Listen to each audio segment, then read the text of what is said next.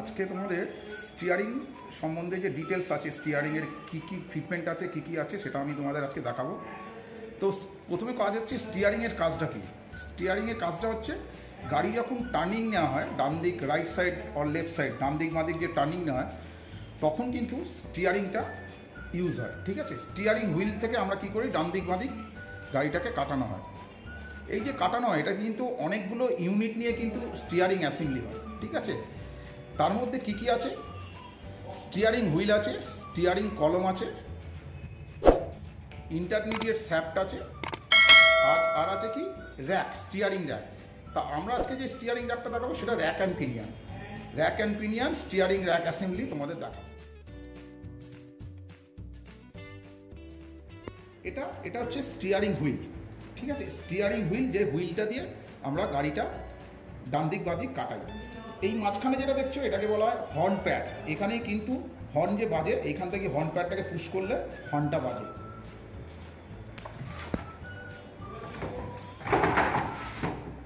এটাকে বলা হয় স্টিয়ারিং কলম। এখান থেকে স্টিয়ারিং হুইল পর্যন্ত এই যে বেসটা, এটাকে বলে স্টিয়ারিং কলম। এটাকে বলা হয় ইন্টারমিডিয়েট শ্যাফট। এইখান থেকে এই পোর্শন হচ্ছে ইন্টারমিডিয়েট শ্যাফট।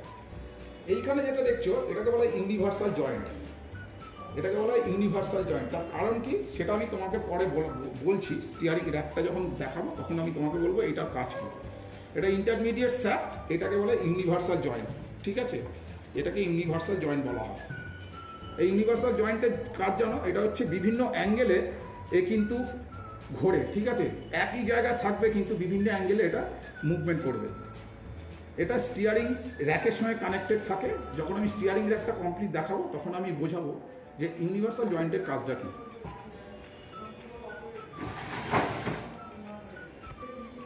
এটা স্টিয়ারিং র্যাক অ্যাসেম্বলি। এই স্টিয়ারিংটা rack and pinion, rack and pinion steering rack assembly. এই যে দেখছো এখান থেকে এই পোর্শনটাকে বলা হয় স্টিয়ারিং র্যাক হাউজিং। এটাকে বলা হয় র্যাক হাউজিং। এটা হচ্ছে টাই রড এন্ড। এই যে দেখছো এটা হচ্ছে টাই রড এন্ড। এটা টাই রড এন্ড, আর এইটা হচ্ছে বল জয়েন্ট। আমি দেখাবো বল জয়েন্ট খুলে। এইখানে রয়েছে এই যে টাই রড এন্ড, এটা হচ্ছে বল জয়েন্ট। ঠিক আছে, বল জয়েন্ট। এটাকে বলা হয় বেলো, স্টিয়ারিং বেলো বলা হয়। এটাকে বেলো বলা হয়। কী কাজ আমি তোমাদের দেখাবো। এর ভেতরে কিছু পার্ট আছে, সেগুলো আমি যখন খুলবো একটা একটা করে সবগুলো দেখাবো। প্রথমে স্টিয়ারিং র্যাক কী করবে, স্টিয়ারিং র্যাক দু রকমের। একটা হচ্ছে side mounting rack and pinion steering rack, যেটা ম্যাক্সিমাম ক্ষেত্রে কারে ইউজ হয়। ঠিক আছে, কারে ইউজ হয়, স্মল যে কার আছে তাতে ইউজ হয় rack and pinion steering rack. তো দু রকমের স্টিয়ারিং মাউন্টিং সিস্টেম হয়। একটা হচ্ছে সাইড মাউন্টিং হয়, আর একটা হচ্ছে ড্যাশ মাউন্টিং। একটা হচ্ছে ড্যাশে মাউন্ট করা থাকে বোল্ট দিয়ে, আর একটা থাকে সাইড মাউন্টিং ব্র্যাকেট করে সেই লাগানো থাকে। এই যে স্টিয়ারিং র্যাকটা আছে এটা হচ্ছে সাইড মাউন্টিং র্যাক। ঠিক আছে, আর ড্যাশে মাউন্টিং হবে যখন, তখন এই ব্র্যাকেটটা থাকবে না, তখন ব্র্যাকেটটা এরকম হয়ে যাবে, সাইডে ড্যাশে বোল্ট দিয়ে মাউন্ট করা থাকবে। তো প্রথমে সর্বপ্রথম কী করতে হবে, এই মাউন্টিংয়ের বোল্ট ঢিলে করা হবে না। প্রথমে সর্বপ্রথম কী করবো, আমার যে সাসপেনশানে যে টাই রড এন্ড যেখানটা মাউন্ট করা থাকে, কোথায় সেটা হচ্ছে তোমার কোথায় থাকে, সেটা হচ্ছে স্টিয়ারিং শ্যাফট। যেটা স্টিয়ারিং শ্যাফট কোথায়, যেটা তোমার সুইবেল পিন আর আপার আর্ম স্টিয়ারিং ন্যাকেলে থাকে, সেখানে প্রথমে নাটটা খুলতে হবে। খুলে এইটাকে টাই রড এন্ডটাকে খুলতে হবে, দু সাইডে বোথ সাইড খুলে নিতে হবে। খোলার পর কী করতে হবে, এখানে একটা লক নাট আছে। ঠিক আছে, তো এই লক নাটটা এখন খুলবো না, আমাকে স্টিয়ারিং র্যাকটা প্রথমে বাইরে বার করতে হবে। এই নাট দুটো খোলার পর আমি মাউন্টিং বোল্ট খুলবো, খুলে স্টিয়ারিং র্যাকটা বার করবো।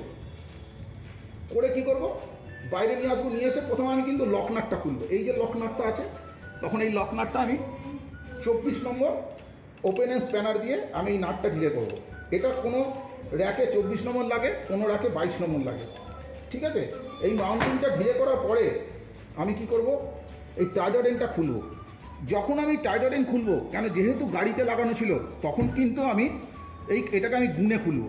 ঠিক আছে, ধরো 1 হলো, 2, 3, 4, 5, 6, 7, 8, 9, 10, 11, 12, 13, 14। ঠিক আছে, তো 14, তার মানে আমাদের 14 রাউন্ড লাগানো আছে। তো আমি কিন্তু আবার যখন অ্যাসেম্বলি করব তখন কিন্তু আমি এইভাবে অ্যাসেম্বলি করব। তার কারণ হচ্ছে যেহেতু গাড়িতে এটা ফিটমেন্ট করা ছিল, আমি যদি কাউন্টিং করে খুলি তাতে কী হবে, যে আমি হুইল অ্যালাইনমেন্ট করতে, হুইল অ্যালাইনমেন্ট কিন্তু অ্যাডজাস্টমেন্ট এখান থেকে হয়। তো হুইল অ্যালাইনমেন্ট যাতে অ্যাডজাস্টমেন্টে যাতে প্রবলেম না হয় তার জন্য কী করবো, আমি যখন খুলবো তখন কিন্তু এটাকে গুনে খুলবো। ঠিক আছে, তো খোলার পরে আমি কী করবো, টাইরোডেনটা রেখে দিলাম। এবার লক নাটটাকে বার করে নেবো।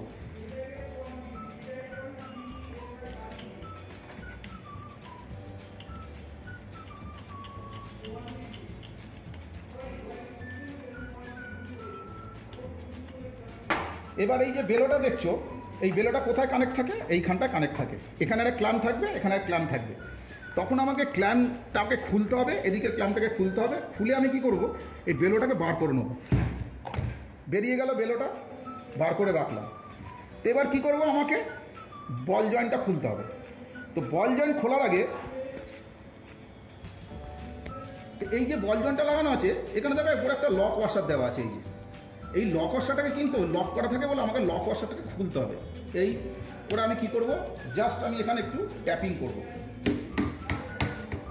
এরকম করে 3টে ঘাট আছে, 3টে ঘাটে কিন্তু আমি এইগুলো একটু ট্যাপিং করে করে তুলে দেবো। ঠিক আছে, এরকম তুলে দিলাম। তুলে দিলে কি হবে, এই লক ওয়াশারটা ওখান থেকে খুলে যাবে। খুলে দিলে কি হবে, আমাকে বল জয়েন্টটা খুলতে সুবিধা হবে। আমি কি করবো এবার, এটাকে বলা হয় গ্যাস্টন বা পাইপ রেঞ্জ বলে। ঠিক আছে, গ্যারেজের ভাষায় এটাকে পাইপ রেঞ্জ বলা হয়, আর না হলে গ্যাস্টন। ঠিক আছে, গ্যাস্টন দিয়ে আমি এটাকে খুলবো।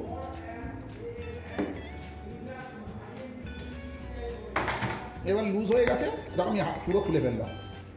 এই দেখো, এটা ওয়াশার, এটা বল জয়েন্ট। ঠিক আছে, এই যে লক ওয়াশারটা খুললাম, এটা বল জয়েন্ট। ঠিক আছে, এই যে মুভিং হচ্ছে, এটা বল জয়েন্ট। এবার আমরা চলে যাবো কোথায়,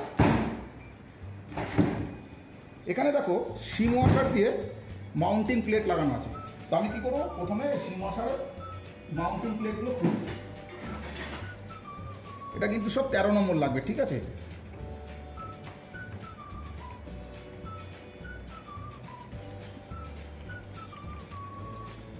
খুললাম। এগুলোকে বলা হয় সিম ওয়াশার। ঠিক আছে, আমি সিম ওয়াশারের কথা পরে আসছি, সিম ওয়াশার কেন লাগানো হয়। এখানে একটা স্প্রিং আছে, এটা বুশ আছে। ঠিক আছে, তো এই যে এটা স্প্রিং আছে, এটাকে বলা হয় ডাম্পার বুশ। ঠিক আছে, এটার নাম হচ্ছে ডাম্পার বুশ। এটা একটা ফাইবারের বুশ, এটার নাম হচ্ছে ডাম্পার বুশ।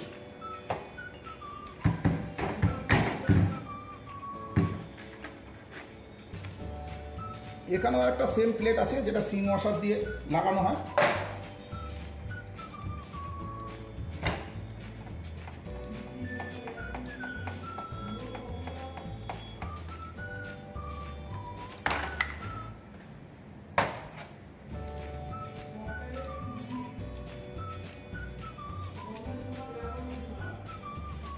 এগুলো খোলার পরে কিন্তু আবার কিন্তু নাটবলগুলো ওর মধ্যে ধরিয়ে রাখবে।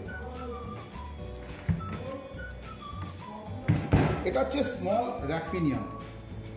এটাকে তোমাদের খুলে দেখাবো। এবার আমি স্মল র্যাক পিনিয়নটাকে খুলবো।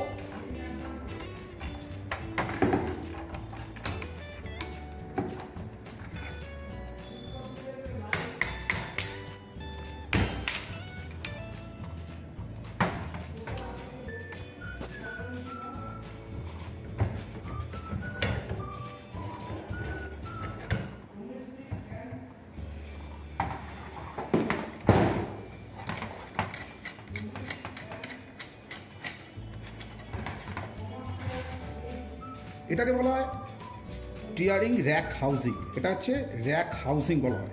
ঠিক আছে, এটা হচ্ছে স্মল র্যাক পিনিয়ন। এর মধ্যে একটা বিয়ারিং আছে, দেখো ওপরে বড় বিয়ারিং বড় লাগবে, আর নিচে আর একটা বিয়ারিং আছে, যেটা ছোট বিয়ারিং এখানে বসানো আছে অলরেডি প্রেস করে। ভেতরে দেখা যাচ্ছে যে বিয়ারিংটা, এই যে বিয়ারিং। ঠিক আছে, এটা হচ্ছে বিয়ারিং। ঠিক আছে, এটা ছোট, এটা একটু বড় সাইজ। এটা হচ্ছে র্যাক পিনিয়ন বলা হয়, এটাকে পুরোটাকে র্যাক পিনিয়ন বলা হয়। এটা বল জয়েন্ট, এটা টাই রড এন্ড,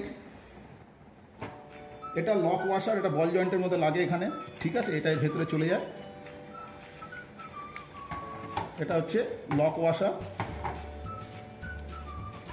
এগুলোকে বলা হয় সিম ওয়াশার। ঠিক আছে, এই সিম ওয়াশারও কিন্তু ছোট বড় আছে, দুটো আছে। সিম ওয়াশার লক প্লেট আছে মাউন্টিং বোল্ট দিয়ে লাগানো। দেখো সিম ওয়াশার দু রকমের আছে।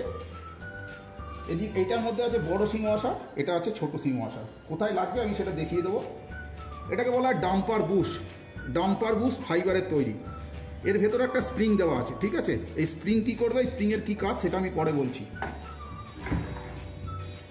এটা হচ্ছে র্যাক বুশ, এখানেও একটা ফাইবারের বুশ লাগানো আছে, এটা র্যাক বুশ।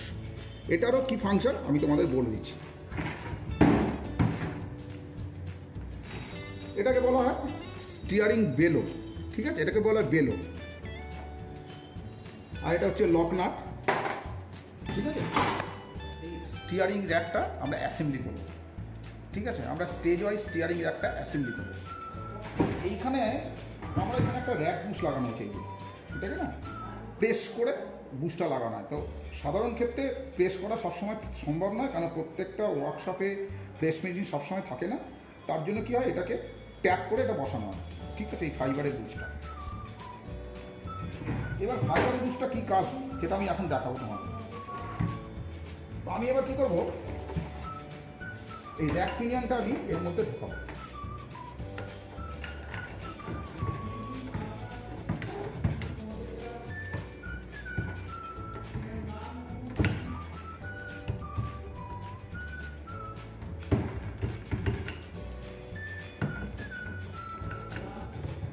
দেখো এটা আমি এবার ভিতরে ঢোকাচ্ছি। ঠিক আছে, দেখো অলরেডি এখানে ঢুকে গেছে।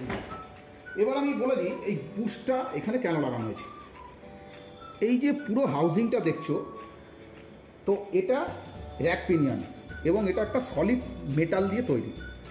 তো মেটাল দিয়ে তৈরি যেহেতু, এটা যেহেতু একটা হলো টিউব, এর ভেতর দিয়ে যখন র্যাকটা যাচ্ছে, এইখানে যদি বুশটা না লাগানো থাকে তাহলে কী হবে, এই র্যাকটা কিন্তু এখানে ঝুলে যাবে।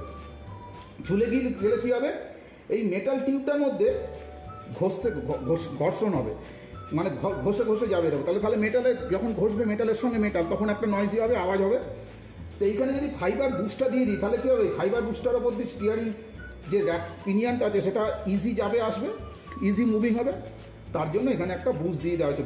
বুশ না দিলে কিন্তু এই মেটাল পিনিয়নটা, এই যে হলো টিউবটা আছে মেটালের, হলো টিউবের ওপর ঝুলে গেলে অটোমেটিক কী হবে, মেটালের সঙ্গে মেটাল ঘর্ষণ খাবে। তার জন্য এখানে একটা ফাইবার বুশ লাগানো হয়েছে, যাকে বলা হয় র্যাক বুশ বলা হয়। ফাইবারে এই র্যাক বুশটা লাগানো হচ্ছে যাতে এই স্যাপটা ইজি এখান থেকে মুভিং হয়। এবার আমার এই যে স্মল যে র্যাক পিনিয়ন আছে সেটা আমি এখানে বসাবো। এই যে বিয়ারিংটা আছে ভেতরে, এই বিয়ারিংটা কিন্তু এটা কিন্তু বড়, এটা হচ্ছে ছোট। তো এই বিয়ারিংয়ের ওপর আমার লাইন করে আমি এটাকে বসাবো। বসিয়ে এবার আমি একটু ট্যাপ করবো, না ট্যাপ করলে কিন্তু ঢুকবে না, একটু হ্যামারিং করবো।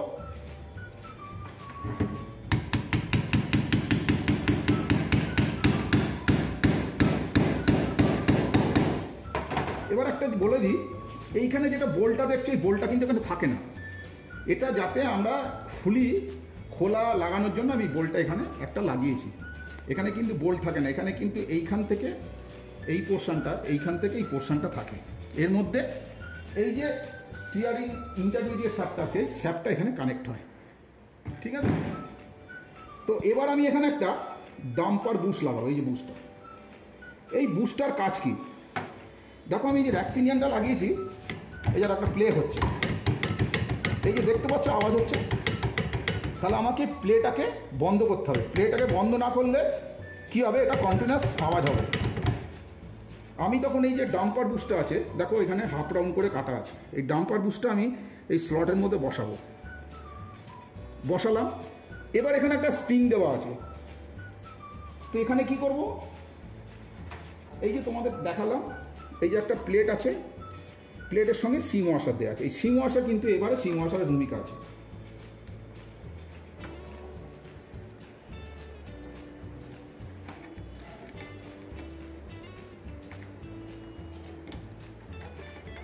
এই সিম ওয়াশারগুলো লাগালাম, এই যে সিম ওয়াশারটা লাগালাম, এটা আমি এরকম টাইট করলাম। আমি এটা যত টাইট করব তত কিন্তু ফ্রি প্লেটা বন্ধ হয়ে যাবে। ফ্রি প্লে বন্ধ হবে, এখনও কিন্তু ফ্রি প্লে হালকা হচ্ছে। তাহলে এই ফ্রি প্লেটাকে বন্ধ করতে গেলে আমি কী করবো, প্রথমে আমি এটা টাইট করব। টাইট করলাম,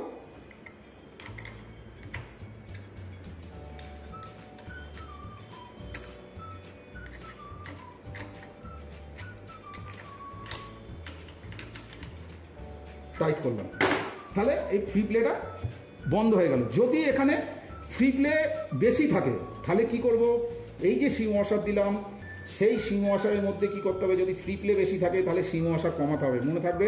তার কারণ হচ্ছে ভেতরে স্প্রিং ওয়াশার আছে, স্প্রিং ওয়াশার আমি যত সিম ওয়াশার দেবো তত কিন্তু ফ্রি প্লেটা বেড়ে যাবে। তার কারণ হচ্ছে এর এখান থেকে কি হবে, এই যে স্প্রিংটা আছে ওর লেন্থটা কি হবে, বেড়ে যাবে। বেড়ে গেলে কি হবে, এইখানে এটা প্রেশার দেবে না, তখন আমি সিম ওয়াশার কমিয়ে দিলে অটোমেটিক স্প্রিংটাকে প্রেস করবে, প্রেস করলে ডাম্পার বুস্টটা এর সঙ্গে ধরে নেবে।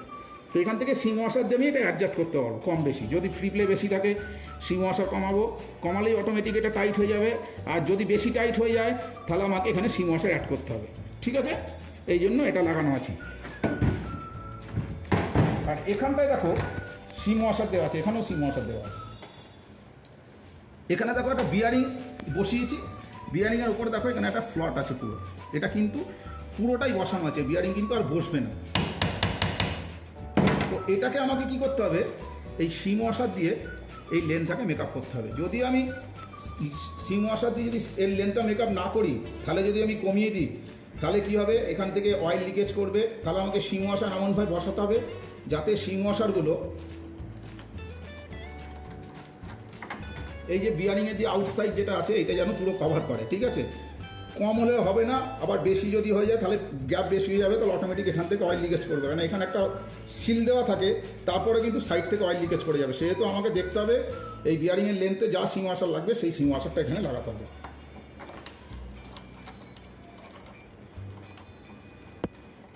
এবার আমি বল জয়েন্টটা লাগাবো, ঠিক আছে? প্রথমে আমি কি করব, এখানে দেখো একটা ঘাট স্লট করা আছে, এ দেখো এখানে একটা স্লট আছে, এই যে দেখতে পাচ্ছ স্লট করা আছে, এই যে স্লট আছে, নিচেও একটা স্লট আছে, এই ওয়াশারের সঙ্গে স্লট করা আছে। এই যে দেখতে পাচ্ছ এই স্লটটা না এর মধ্যে লাগবে, এই আটকে দিলাম। এবার আমি বল জয়েন্টটা লাগাবো।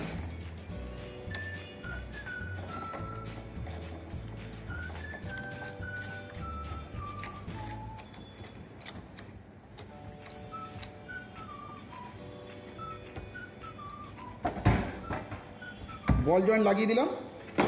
এবার জাস্ট আমি একটু টাইটটা চেক করব। টাইট কিন্তু মনে করে কিন্তু টাইটটাকে চেক করতে হয় ভালো করে, টাইট যেন হয়।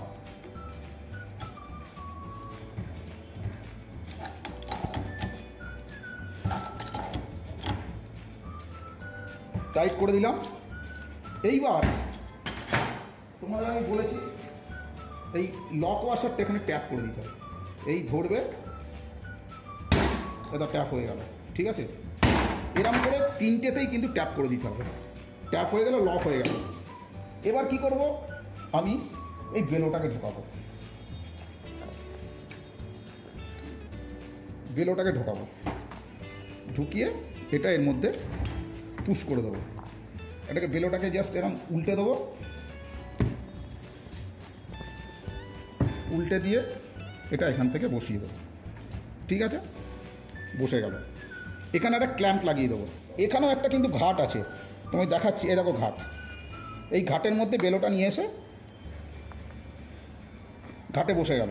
এখানে আমি একটা ক্ল্যাম্প লাগিয়ে দেবো, ক্ল্যাম্প লাগিয়ে দেবো, তাহলে বেলোটা কমপ্লিট হয়ে গেল। বেলোটার কাজ কী বলে দিই। এই যে বল জয়েন্টটা আমরা লাগিয়েছি, এটা র্যাকটা অ্যাসেম্বলি করার পরে এই বল জয়েন্টের এখানে একটু গ্রিসিং করতে হয়। এই যে বল জয়েন্ট এখানে রয়েছে, এই বল জয়েন্টের এখানে গ্রিস করতে হয়। এই যে বল জয়েন্ট মুভিং করছে, এখানে গ্রিস লাগাতে হবে। আর এই র্যাকের পিনিয়নে একটু গ্রিস লাগিয়ে দিতে হবে, যাতে এই গ্রিসটা কী করে, এই বেলোটা কী করে, যাতে বাইরে থেকে ডাস্ট এর ভেতরে ঢুকতে না পারে, সেই ডাস্টটাকে কভার করে রাখে। আর গ্রিসটা যাতে, যদি ডাস্ট ঢুকে যায় তাহলে গ্রিসটা ড্যামেজ হবে, তাহলে র্যাক পিনিয়ন জাম হয়ে যাবে। সেই জন্য বেলো দিয়ে এটাকে কভার করে রাখা হয়, ঠিক আছে? এবার আমরা টাই রড এন্ড লাগাবো। তার আগে আমি লক নাটটা লাগিয়ে দেবো। তো আমরা যখন খুলেছি তখন এটা 15 পাক, ধরো 15টা রাউন্ড খুললাম, 15 রাউন্ড খুলেছি। আর ওইদিকে ধরো আমি 15 রাউন্ড খুলেছি, তার মানে 15 15 30, তাহলে এবার যখন আমি লাগাবো তখন কিন্তু 30 করুন, আমি কী করে একটু কম করে দেখি, কারণ পরে আমি অ্যাডজাস্ট করতে পারবো। ঠিক আছে, তার কারণ হচ্ছে আমি এখানেও যদি ধরো এখানে 10 পাক রাখলাম, উল্টো দিকেও 10 পাক রাখলাম, দেখে আমি এটাকে কী করলাম, লকনাটা টাইট করবো না। 3 4 5 6 7 8 9 10। এবার আমি লকনাটটা জাস্ট ধরিয়ে দিলাম বোথ সাইডে, ওদিকেও তাই করলাম, ওদিকে তাই করলাম। র্যাকটাকে মাউন্টিং করলাম, করার পরে এই টাইটার রিংগুলো কী করলাম, স্টিয়ারিং যে শ্যাফট আছে, স্টিয়ারিং ন্যাকেল আছে, কোনোটায় সুইভেল পিন আছে, যে সাসপেনশানের যেমন সিস্টেম, সেটাতে আমি কী করবো, এই নাট দিয়ে আমি এই টাইটার রিংটা লাগিয়ে দেবো। লাগিয়ে দেওয়ার পরে এবার আমাকে হুইল অ্যালাইনমেন্ট করতে হবে। এখন তো সব কম্পিউটারে হুইল অ্যালাইনমেন্ট হয়ে গেছে। ঠিক আছে, toe in toe out caster camber. তো স্টিয়ারিং র্যাকে শুধু কিন্তু টো ইন টো আউট হবে। তো টো ইন টো আউট হয়ে গেলে আমাকে এইখান থেকে অ্যাডজাস্ট করতে হবে। যদি টো ইন থাকে আর toe out, toe in toe out, toe out হচ্ছে যেটা হুইল, এটা ফ্রন্ট সাইড, তোমার দিকে রয়েছে ফ্রন্ট সাইড। তো যদি চাকাটা বাইরে বেরিয়ে থাকে তাহলে কি আছে, টো আউট।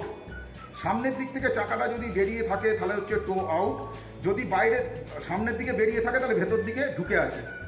ঠিক তার উল্টো যদি সামনের দিকে চাকাটা ঢুকে থাকে তাহলে টো ইন, তাহলে পেছন দিকটা কী হবে, বেরিয়ে থাকবে। এবার আমি বলে দিই টো ইন টো আউট কীভাবে অ্যাডজাস্ট করতে হবে। ধরো চাকাটা বাইরে বেরিয়ে আছে, তাহলে টো আউট আছে, তাহলে পেছন দিকটা ঢুকে আছে, তাহলে আমাকে কী করতে হবে, পেছন দিকটা বার করতে হবে। তাহলে পেছন দিকে যদি বার করতে যাই তাহলে আমাকে কী করতে হবে, এই যে টাইটার রিংটা আছে তখন এটাকে আমি খুলতে হবে। খুললে কী হবে, অটোমেটিক ওটা বেরোবে, যেহেতু লেন বাড়ছে সঙ্গে সঙ্গে স্টিয়ারিং শ্যাফটটাকে কী করছে, আস্তে আস্তে ঠেলছে, ঠেললে কী হবে, বেরিয়ে গিয়ে ওটা যখন স্ট্রেট লাইন হয়ে যাবে তখন আমি এটা কী করবো, ছেড়ে দেবো। ঠিক এক সাইড কমপ্লিট করার পর আরেক সাইডও দেখে নেবো ঠিক আছে কিনা, তাহলে যদি ওখানে দরকার পড়ে তাহলে ওখানেও আমি কিন্তু অ্যাডজাস্ট করবো, সেম প্রসেস। তাহলে যদি টো আউট থাকে তাহলে আমাকে চাকা বার করতে হবে, তাহলে এটা লুজ করতে হবে টাইটার রিংটা। আর যদি চাকা ইন থাকে তাহলে কী হবে, চাকাটা ভেতর থেকে ঢোকাতে হবে, ঢোকাতে গেলে কী করতে হবে, এই টাইটার রিংটাকে টাইট করতে হবে। ঠিক আছে, যখন চাকাটা ঢোকাবো তখন টাইট করবো, টাইট করলে অটোমেটিক চাকাটা পিছন দিক থেকে অটোমেটিক ঢোকে গেলে সামনেটা সোজা হয়ে যাবে। আবার যখন টো আউট হবে তখন আমি টো ইন করতে হবে, তখন কিন্তু আমি টাইট করবো, টাইট করলে কী হবে, চাকাটা টেনে নেবে। লুজ করলে চাকা বেরোবে পেছন দিক থেকে, টাইট করলে চাকা পেছন দিক থেকে ঢুকবে। তাহলে অটোমেটিক চাকা বেরিয়ে থাকলে যদি বাইরে বার করি তাহলে কী হবে, চাকাটা সোজা হয়ে যাবে। আবার চাকাটা যদি ভেতরে থাকে তাহলে আমি যখন টানবো তখন চাকাটা সোজা হয়ে যাবে। ঠিক আছে, এটা হচ্ছে টো ইন টো আউট। তোমাদের আমি বলেছিলাম এই যে ইন্টারমিডিয়েট শ্যাফটটা কী কাজ করে। এই স্টিয়ারিং র্যাকটা মাউন্টিং থাকে ফ্লোর লেভেলে, ইঞ্জিন কম্পার্টমেন্টের সাইডে এটা মাউন্ট করা থাকে, তার মানে একদম নিচে নিচে যেহেতু মাউন্ট করা থাকে। আর স্টিয়ারিং হুইলটা থাকে কী হয়, গাড়ির কম্পার্টমেন্টের ভেতরে, ইনসাইড দ্য কম্পার্টমেন্ট। ঠিক আছে, ওর ভেতরে এই স্টিয়ারিং কলমটা মাউন্ট করা থাকে। ওটা ড্যাশে ব্র্যাকেট দিয়ে, এটাকে ফিক্সড ব্র্যাকেট দিয়ে নাট বল্ট দিয়ে মাউন্ট করা থাকে। যখন স্টিয়ারিংটা মাউন্ট করা থাকবে তখন কি হবে, এই লেভেলে স্টিয়ারিংটা ধরো মাউন্ট করা থাকছে আর র্যাকটা থাকছে নিচে। যেহেতু র্যাকটা নিচে থাকছে, আমি যেহেতু স্টিয়ারিংটা এখান থেকে ঘোরাচ্ছি, কেন র্যাকের এই যে অ্যাঙ্গেলটা আছে, অ্যাঙ্গেলটা কিন্তু এই যে ইন্টারমিডিয়েট শ্যাফট আছে তার যে ইউনিভার্সাল জয়েন্ট আছে সেই অ্যাঙ্গেলটাকে কিন্তু এ মেনটেন করে। এটা যদি স্ট্রেট লাইন হতো তাহলে কিন্তু এটা ভেঙে যেত। সেই জন্য কী করা হয়েছে, এখানে একটা ইউনিভার্সাল জয়েন্ট দেওয়া হয়েছে যাতে ইজি স্টিয়ারিং হুইল মুভিং করা যায় আর স্টিয়ারিং র্যাকে কোনো প্রবলেম না হয়। ঠিক আছে, ইজি স্টিয়ারিং র্যাক মুভমেন্ট হবে, সাথে স্টিয়ারিং হুইলও মুভমেন্ট হবে এবং কোনো নয়েজি বা কোনো প্রবলেম হবে না। যদি এটা স্ট্রেট একটা ইন্টারমিডিয়েট শ্যাফট হতো তাহলে এই শ্যাফটটা কিন্তু ভেঙে যেত। তার জন্য কী করেছে, ওপরে একটা নিচে একটা ইউনিভার্সাল জয়েন্ট দিয়ে দেওয়া হয়েছে যাতে ওটা ইজি মুভিং করা যায়।